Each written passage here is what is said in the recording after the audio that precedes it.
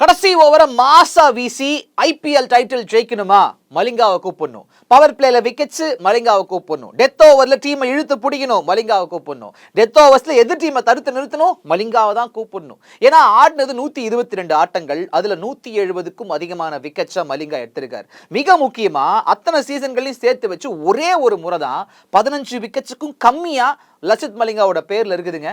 2008வது வருஷம் இன்டர்நேஷனல் லெவல்ல ஒரு 3.5 வருஷம் மட்டுமே எக்ஸ்போஷர் இருந்த சமயத்துல ஐபிஎல்ல லசித் மலிங்கா தேர்வாகிறார். ஆனா காயம் காரணமா அந்த ஒரு வருஷம் அவரால் ஆட முடியாம போயிடுதுங்க.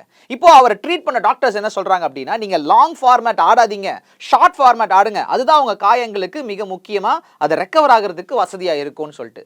ஸோ அவங்களோட போர்டு கிட்ட சொல்றாரு, நான் போய் ஐபிஎல் ஆடுறேன், அதான் கொஞ்சம் உதவியா இருக்கும்னு. அவங்களும் ஓகேன்னு சொல்றாங்க. ஸ்ரீலங்கன் போர்டு நேரா கிளம்புறாரு சவுத் ஆப்பிரிக்கா. 2009 ஐபிஎல்ல கலந்துக்கிறாரு. அவரோட டெபியூ கேம்ல தல தோனி விக்கெட் இருந்தது அவர் பாக்கெட்ல. 2010வது வருஷமே டெஸ்ட் போட்டிகளுக்கு மலிங்கா பை பை சொல்லிட்டாருங்க. ஏன்னா அவரோட முட்டியை காப்பாத்திக்கணும் அப்படிங்கிற ஒரு எண்ணம். ஆரம்ப காலகட்டத்தில் ஜஸ்பிரீத் பும்ராவை செதுக்கி கொண்டு வந்ததுல மலிங்காவோட மூளைக்கு பெரும் பங்கு இருக்கு.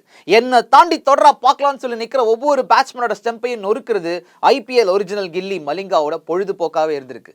ஃபெரோஷா கட்லா மைதானத்துல தான் மலிங்காவுக்கு இருக்கிற ஒரே ஒரு ஃபைஃபர் ஐபிஎல்ல வந்து சேர்ந்திருக்கு. இன்னைக்கு அங்கதான் பும்ராவும் ஆட போறாரு. அவருக்கு ஒரு 5 மாங்கா விழுமா பார்ப்போம். வேற யார் கதையை நாம பேசணும்னு சொல்லிட்டு கீழே எழுதுங்க. இதை பார்க்க வேண்டியவங்களுக்கு மறக்காம ஷேர் பண்ணுங்க.